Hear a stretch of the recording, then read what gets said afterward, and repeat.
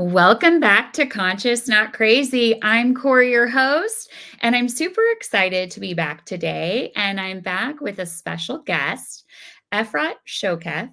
She lives in Israel. So we're doing this from afar today, which I feel blessed and grateful that she's taking time to come on Conscious Not Crazy. And she's here to tell us a little bit about her book she's written, The Promise We Made. She's a social psychologist. She works with children and families, and she's a mama of three girls. So, Efrat, tell us a little bit about how the book came to be and a little bit more about you. I know I said social psychologist, but there's a lot more to you. So, tell us a little about you and how you came to where you are today. And thanks for coming. Thank you for having me, Kori. This is exciting. We had our preliminary talk, and I just love your work, and I hope it reaches as many people as possible. Thanks. Um, my journey started when our journey, our journeys always have always been. We came here, we were on a journey. We continue on when we die, and we continue our journey. So my journey started. Um, this specific journey I'm sharing today started when my babies were all very small. My toddler was a little over 3, and my twin girls were 13 months old. And I was involved in a car crash and had a near-death experience at the same time. And then I was thrown into a long period of physical recovering and reorganization. I was severely wounded, like multiple injuries, which meant it's like an earthquake. The landscape cannot stay as it was. It wasn't intended to stay as it was. A pressure needed to evaporate, and something needed to change. So it was a very clear invitation that my life cannot return to what it was, and that was not the intention or the invitation. And then there was that piece of the luminosity. I always knew there was something beyond, but I was not among those who were reading spiritual books or exploring it. It was just, it's something that, like, we as moms, I think we all walk with our intuition. We all have that knowing, connecting us to what's right, what's wrong. And I never asked questions. I wasn't, it didn't occupy with me. And then in the near-death experience, I was floating in love. Where we come from, where we return to, that passage of our visit, of our journey to Earth. It's a love that I carry in myself. It's a love that I think that while I experienced it and was reminded of it in my near-death experience, I think most moms that have a good birth experience it at that moment of holding their baby for the first time. Unfortunately, a lot of birth experiences are challenging, but even then, there is that moment that you connect with that baby, and sometimes it happens only a few months later, and sometimes if you're adopting or if you're a step parent, it happens even later. But it happened, that moment of, oh, we're on a shared journey.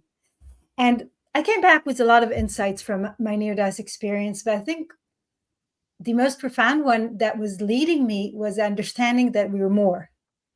But having that understanding came without any carpet beneath my feet. So I had no idea what I was dealing with. I had no words to express what I experienced.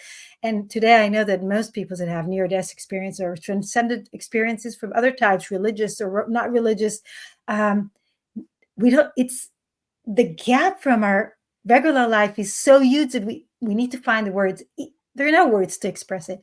Well, and I'm sure it changes your perspective and appreciation. And I know you talked a little bit about even your identity as a mother, because our identities as a mother sometimes get wrapped up in the day-to-day things. And after the accident, you had mentioned like you couldn't do those basic tasks for your girls. So and that would be hard because you feel probably somewhat helpless, and it's hard to let go of the control or having the want to do that for them and feeling like, wow, I can't do that, and redefining your own definition of motherhood. Could you talk a little bit about that? I love that. Yeah, sure. I think the identity piece meets me in two places. In the journey, I was shedding because I was not able to do anything, nothing I'd done before, teaching, giving lectures, meeting friends.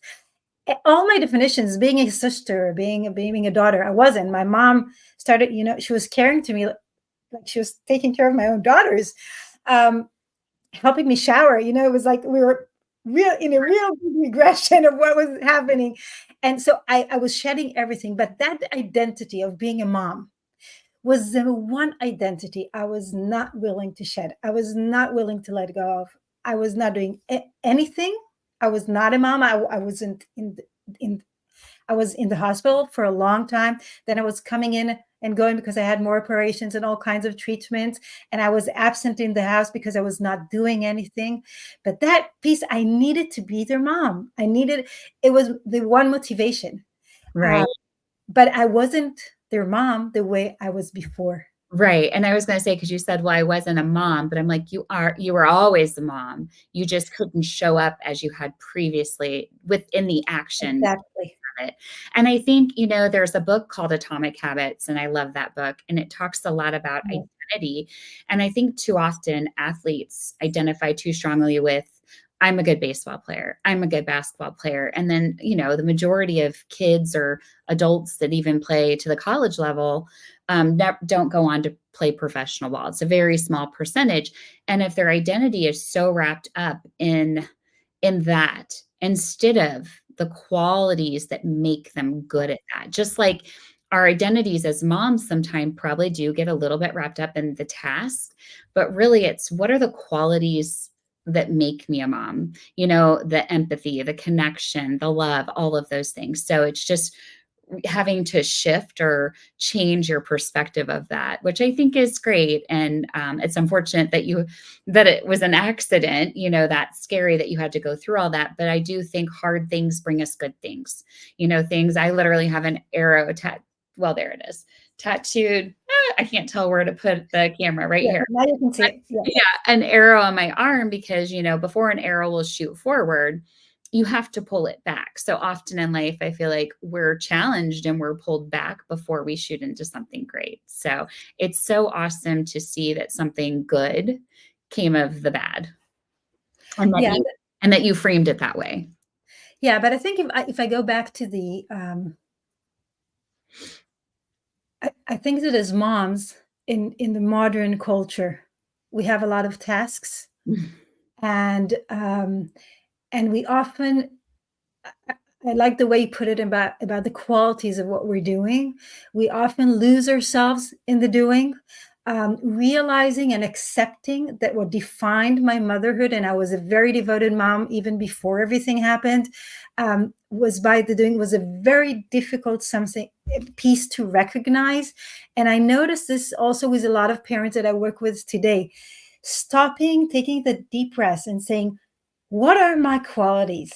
And what is my unique contribution to this relationship with each of my kids? And each of my kids, it can be a different unique quality that is being awakened in that shared piece of that child and mom and child, because it's always mutual. um, it's a difficult process. I think in a way I had the gift of time because I was resting and resting, and I had the gift of divine guidance to guide me and reflect and mirror those qualities that made my girls choose me as their mom. That choice of a shared journey, that choice of, and this is what I talk about in my book. I can show it. I always Yeah. have it by me. um, the promise we made. It's a promise we made to ourselves and to our children. Only after I read my own book, only lately, I realized how much it is also about the promise we made to ourselves to speak truth. Truth, not in speaking truth in the religious manner, speaking truth, the truth of my heart, your heart, that knowing that walks within us about what's right and wrong, what choices we want to make. What is our path about? What are we here to learn or to give? A lot about giving. And then when we align, our truth is saying we're all working with you and I. We come from different parts of the globe. Our perspectives are somewhat different and somewhat so similar in wishing parents to show up the way they are meant to show up. And each parent and each child bring a different invitation. So it's a promise of being who we are, of aligning to our inner deepest truth. And for that to happen, we need to cultivate it, which is a second promise, attentiveness. Because if we don't stop to listen, we don't stop to breathe. And that goes back to the identity piece of doing. If we're defined by the doing, then we don't have the time to say, yes, okay, I'm willing to acknowledge my qualities. Which touches, I think, on another piece which I noticed with a lot of my clients of being okay. With saying what we're good at, Right. People our gifts. Yeah, because it's hard, and I catch myself even saying, it's you need to do it, you need to acknowledge those gifts 100%, and yeah, because we feel like we're bragging or we're not being humble sometimes when we do that, or yeah, so I 100% 100% agree with that. And the other thing I hear in all of this, which is something I focus on with parents, is I talk a lot about modeling behavior. And so what I hear you saying is you have gifts that you need to share, and you need to understand that to be the best parent you can be, right? It's not just my identity as a mother, it's my identity as a person.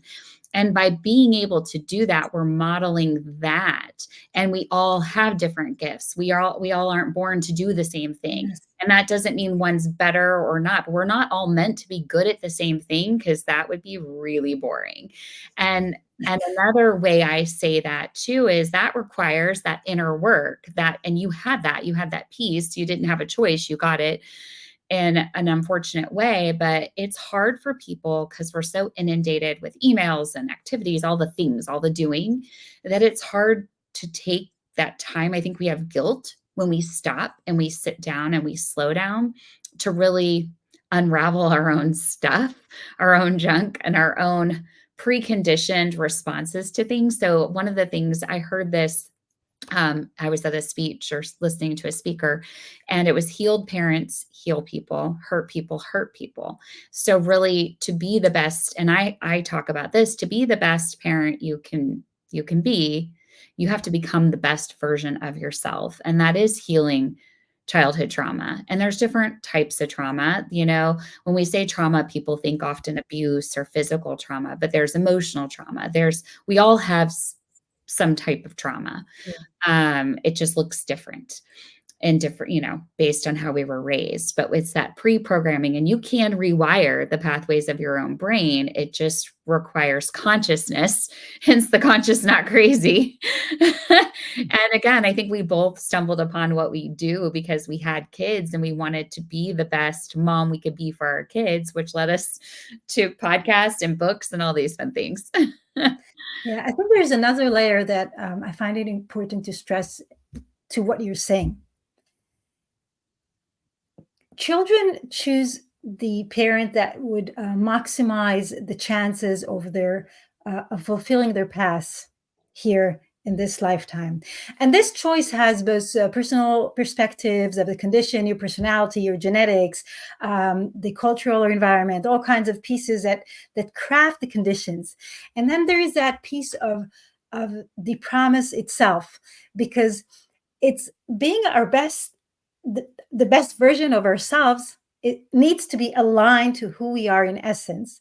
It is also the only way for us to truly serve our children. Why is that? Because for some interesting reasons, that could be a whole different conversation.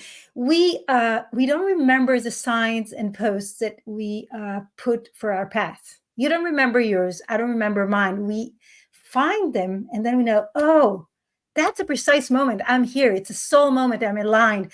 I just chose something, and it can be like something as stopping in the road to look at something, or really, really small actions that sometimes give us that deja vu of saying, oh, that's a soul moment. I'm aligned to myself. We don't know ours, and we don't know the soul journey of our children. So the only way we can serve them is by modeling being on your path.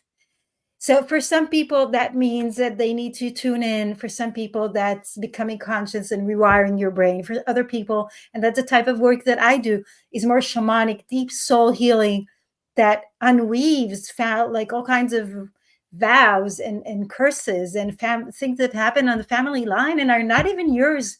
You're not living them, but for some reason you inherited them. Yeah.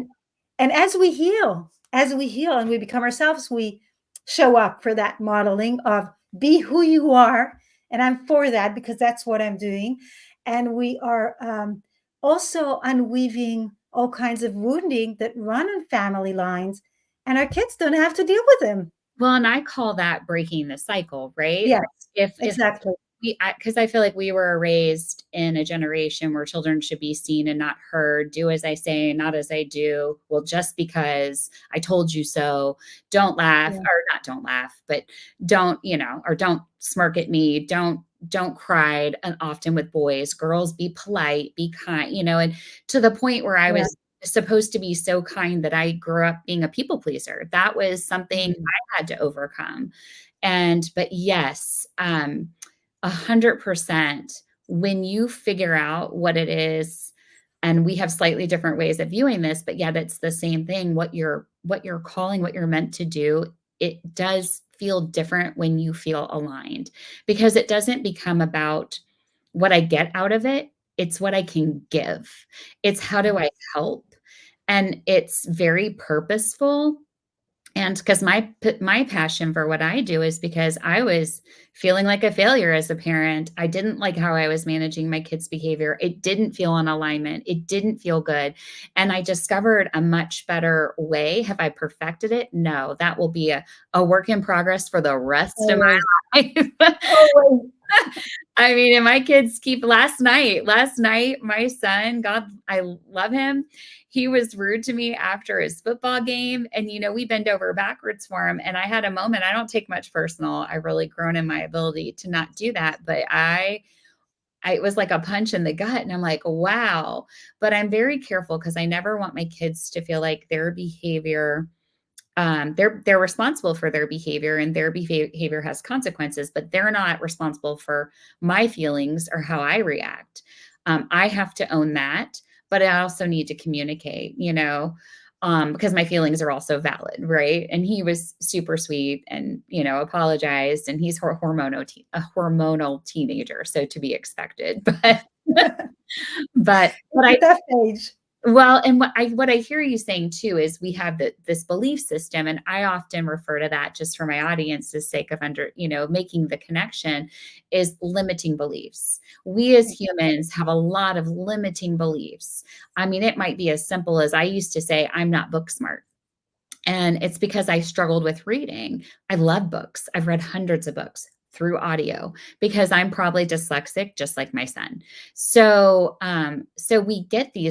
we establish these limiting beliefs unknowingly based on things that are said to us. You talk too much. You do, so we have these limiting beliefs that now become long-term beliefs, and they affect the choices we make. So undoing and unraveling those is another way I would say that. But yes, we're definitely on the same page. Yeah, it's exactly the same idea. I think what I've learned in my in this shamanic work is that sometimes we really unweave. I see amazing humans, amazing parents really do conscious work, working with themselves, using various tools and unweaving and becoming conscious of their expression, emotion, behavior, reactions, owning their stuff. But then there is a piece that is not theirs. And we internalize social limiting beliefs, family things that come through the family. And sometimes that needs like a deeper piece of work that like if anybody that is listening to us is really doing the work, then and you're stuck and you're really, really stuck, find someone that works with energy around you. And there are people everywhere, just because sometimes a deeper unweaving needs to take place. Yeah, and energy is a real thing. Like, I make it a point, I read this somewhere, it's like, how could I add value to at least one person every day? And that might just be smiling at somebody. So I intentionally smile at the homeless person and just it feels, and I'm not doing it because I want something from it, but it's just to really see people, listen to people, understand people without any kind of judgment. Like literally going into situations and places with an open mind and carrying a positive energy with that is so fulfilling. It feels, and you get what you give. Whatever you put out there, if you're negative energy, negative talking, you're going to get more of that. Because whatever you focus on, I would imagine this is an energy thing. Whatever you give your attention to, you're going to 100% get more of that. So if you're focused on lack, if you're focused on, I don't have any money, if you're focused on, I'm a horrible parent, you're going to continue to show up as that because you're telling yourself that. And I tell my kids that all the time. They'll be like, we're going to lose this game. I'm like, if you tell yourself you're going to lose, you are. But do you like, so do we really think that, or are you nervous about the game? Let's reframe that. Let's not say things like that, because that's a limiting belief and that's how you're going to show up. And it comes from fear. It's fear of not wanting to lose. So it comes out that way. So yeah, we do a lot of, my kids just roll their eyes like, I know, mom. It's something, a lack that our society walks with, is of not being worthy and not being enough, and those and it's like, so we say a lot of things so that if we fail, we could. But then energetically, it is creating, or it's not really creating, but it's in my experience, but it is giving a quantum of energy in the wrong direction. And it's a very subtle dance, because a lot of children are so powerful energetically. But then if we teach them too much about manifestation, then they stop believing in themselves if something doesn't come true. So it's, for parents, it's this really, really delicate dance of let's put our quantum of energy in the direction of what we want. We want to win the game, and we know that we can win the game. And knowing that sometimes it's okay also that things would shift. And you said something else that I really feel like I want to touch on, and that sending the energy of a smile, of walking in that giving energy. It's often, there's a term called the great giveaway, that if we walk giving, and not giving in order to get anything, not expecting anything in return, that is where true gratitude comes. And that's where we come into Aini. Aini is a kind of concept of balanced relationship, but balanced relationship, not just between me and you talking now, but energetically wider. And I think this is a really important understanding for parenting, because as parents, we constantly give. That's part of the in the earthly plane, we give, we prepare food, we do the laundry, we drive, we're going to go over this crazy list of things that we do. But that energetically, there is a balance, because our kids bring triggers that invite us to grow. They bring invitations. They teach us. They remind us of our own beauty and playfulness and joy. And it's this balance is created in all kinds of ways. But when we give that energy and we come from that energy, what melts is a personal judgment. Yeah. We can just be in that interaction. I think this is what my daughters taught me: just be in the interaction, see what we're doing, see the invitation, and take it in. Well, and kids are they live in the moment. They live in the moment. They're not worried about the past so much. As they age a little bit more, they're not worried about the future. They're literally living in the moment. They're very egocentric, which is all developmentally appropriate, but 100%. And I love that. And there was something you said, we were talking about energy and smiling. Oh, I think when my kids say those things, because you said, don't over like, oh, just think you're going to win and you're going to win. I never focus on that.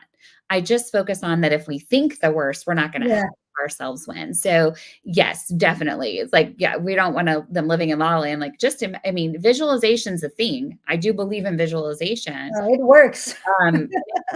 It does 100%. And it's only going to help us. Is the journey going to look perfect? No, that doesn't mean I know exactly when it's going to happen, but I know if I continue to focus on it and visualize it, it does usually happen. It just might not look exactly, but usually it's pretty close. It's crazy. if it's aligned to your It's meant past. to live. Sometimes people visualize and want things that are completely not theirs, Yeah, and that's not gonna happen. So it needs to be aligned to who you are, and then it comes in the version that is perfect for you. for you.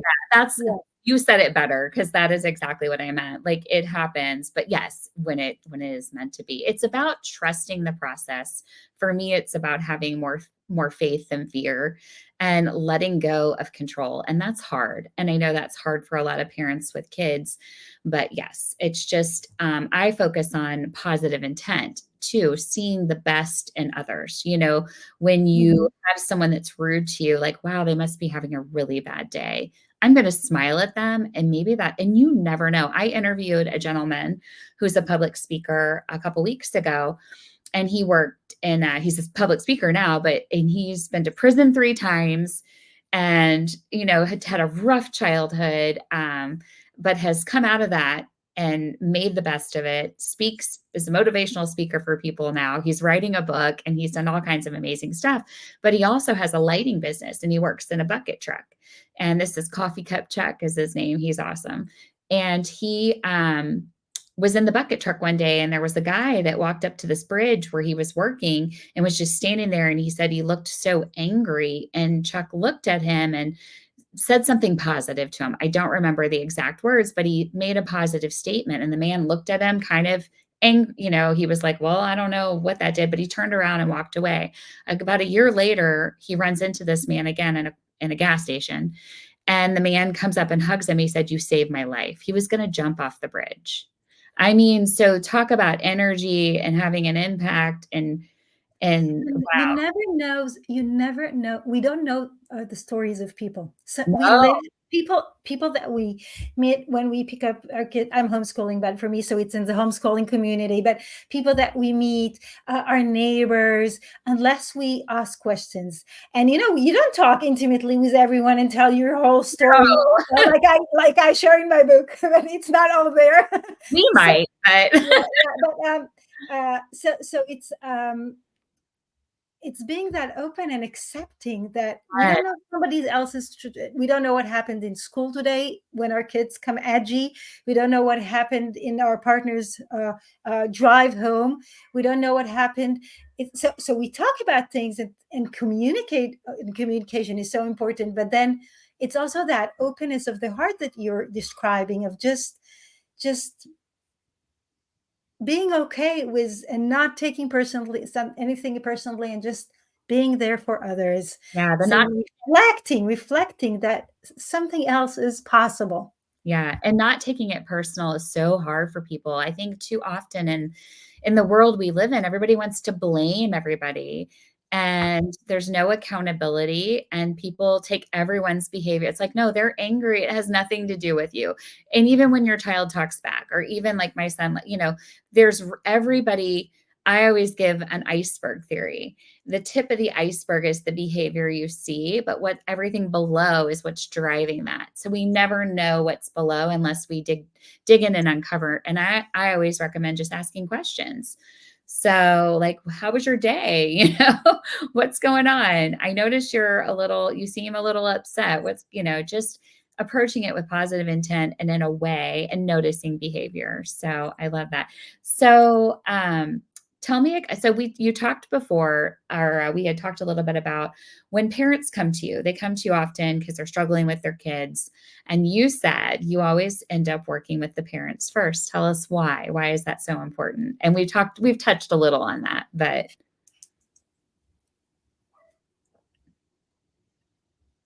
As a basic, I don't think it's right. My personal perspective is that I don't think it's right to bring your child to healing modalities that is not mainstream, without you knowing exactly what happens and how it works. And energy healing and shamanic healing is not mainstream. It's an amazing tool. People to try it once, feel it in their experience, and always return. But it's still something that you don't take your child to something you don't know about. So that's the first rule that guides me. One of the parents, if not two of them, If there are two parents, sometimes there are three. There are all kinds of combination. It's so beautiful that this is the way it is nowadays. So one of them has to have the experience and then be with the child while I'm working, whether it's online, remote, in their sleep, and so forth. And the second reason is that so many pieces that our children bring are about our triggers and our own healing, which take us back to the beginning of our conversation. And often working with the parents solves the issue because the child brings the behavior so that the parent would do the work. The parent, if they take responsibility, and those that I am fortunate to work with are mostly parents that really take responsibility. They go deep in their processes and in their soul journey and the shared journey. So the parent solves the issue. The child doesn't have to bring that behavior as a trigger any longer. I love that. And And I, yeah, it and makes things so easy. yeah, it's not blaming parents. It's not shaming parents. No, It's just no. because I did that. When my kids were little and I started my journey, my kids were 2 and 4, and my 4-year-old was giving me he was challenging, and all the things that make him difficult to parent will serve him so well as he grows. And they are serving him well as he's growing into a young man.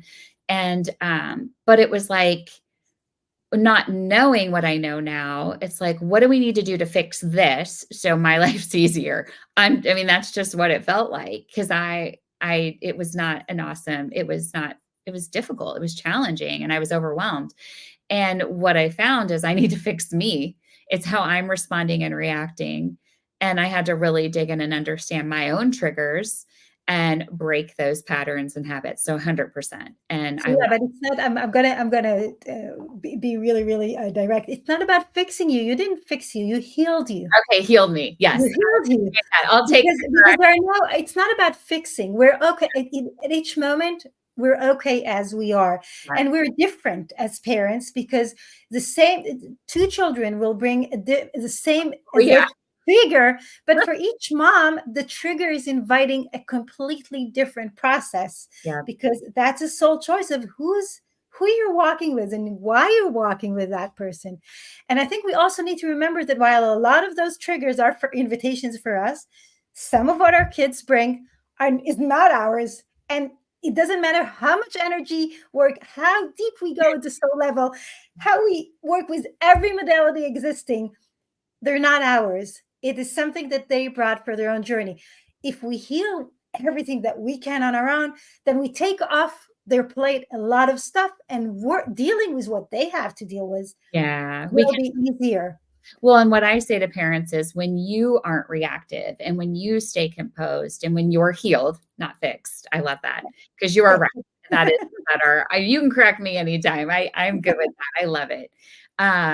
And because we're all growing and learning, right? And Yeah, always. I tell parents that then you can show up to be your best self by modeling that composure because aggression begets aggression. So if everybody's just Yeah. shouting, nobody's listening, nobody's learning, there's no coaching, there's no learning. Whereas if we can stay composed, and we not take things personal, not be triggered, not see their behavior as about their behavior has nothing to do with me. Instead, I can show up and coach and talk them through their problem and teach them healthy coping and problem solving skills. So yes, and that again, we're saying the same thing. Just Yeah, it has so many layers, and I think each mom and each dad and each significant adult, because they're significant adults that are like parents.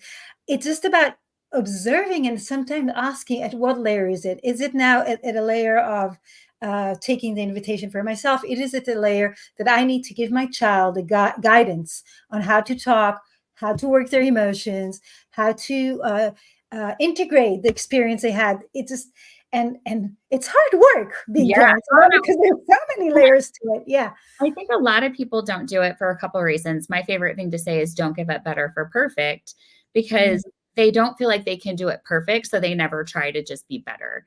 And I think they're scared, the whole thing you talked about of failing. It's like, instead of just like the self-sabotage stuff, it's like, instead of trying because I'm afraid I'm going to fail at it, they don't try. And I don't shame them or blame them. I understand it, but it's just a matter of noticing and recognizing this is going to be better for you. It's going to make your life easier. It's going to make your kids' life easier. And it's just a much healthier way to raise children, and you'll grow as a person in the process. Yeah, what you're describing is so sad that parents give up, because sometimes all the children need is that energetic communication that I'm observing as a parent, that I'm opening my eyes to the shared journey. Not even actions, no actions, nothing changes in the outside, but the fact that a parent is not giving up. If they give up, their kids get that energetic communication, and they're going to give up, and they're going to not walk their true selves. But if a parent is just saying, okay, this is a lot for me, I'm just going to observe for a moment, they're not even taking any action. That's an amazing, amazing, powerful, energetic communication that tells the soul of the child, I'm not there, I know, but I'm going to try. And that gives that a deeper breath, like an extended time that the child can still stay true to themselves. And then it's little actions that start rolling, and something is starting to shift. I love it 100%. Because I always tell parents the first steps, do nothing. Just do nothing. Just sit in the moment, think about what you're feeling. Smart advice. Right. Yeah. And then I say, you're going to do something. You're going to do that one little thing, and you're going to probably fail at it. And don't let that discourage you. It's going to feel uncomfortable or awkward, or you're going to think you're not doing it right. And you go, you're probably not, but that's okay, because you have to keep trying it on and getting it wrong. Failure is how we learn. Unfortunately, there's such a negative association in the world with failure, but anyone that's ever done anything has failed a million times. I mean, even with what we're doing, I'm sure it's like every day, oh no, that didn't work. So now we got to pivot. We got to pivot and do something different. So it's just rolling with those, and that's how we learn, and that's how we grow. Okay. So tell me, like, just to kind of summarize the 3 promises, and then tell me how, if someone wants to buy your book, if someone wants to work with you, how they find you. And then, so I'll let you take it from there. So this is a book, The Promise We Made. And in it, I outlined both how I got the download and how I understood the promises of encouraging our children to walk their truth, what the conditions that they need to be walking their truth, the attentiveness, and our promise to show up in small soul moments of alignment that often start with finding those unaligned moments, just like you just said. The book can be found on Amazon. Just type in my name, Efrat Shokef, or The Promise We Made, and it shows up. And it can also be ordered to any small bookshop and it's on other online bookshops. And I love small bookshops. So if you would like to have the book and you have a small bookshop around you, then you can just go, give them the name. It's probably not there, but you can order it and it will come there. So it's not only through Amazon. And all the information about working with me, a lot of articles, information, workshops, everything is on my website that goes by my name, efratshokef.com. Awesome. And a lot of free resources, and so people can explore and get to know me and my work. Awesome. And I will make sure for all the listeners out there that the book link from Amazon and the website and all of that is in the show notes. So I will make sure that is all there. Well, thank you so much for your time. It's been such a pleasure. We'll have to do this again. Yeah, thank you, Kori. It's amazing talking to you. It's like how we bring different perspectives, like the different language to the same ideas. It's absolutely. Just beautiful. I love it. Well, we always learn, anytime I have a conversation with somebody with a slightly different perspective, but yet same message and same want, I would say. I learned something. There's some takeaway, like just with every book I read, there's always this one nugget I get out of it that I just love. So awesome. Well, thank you so much for your time, and you take care.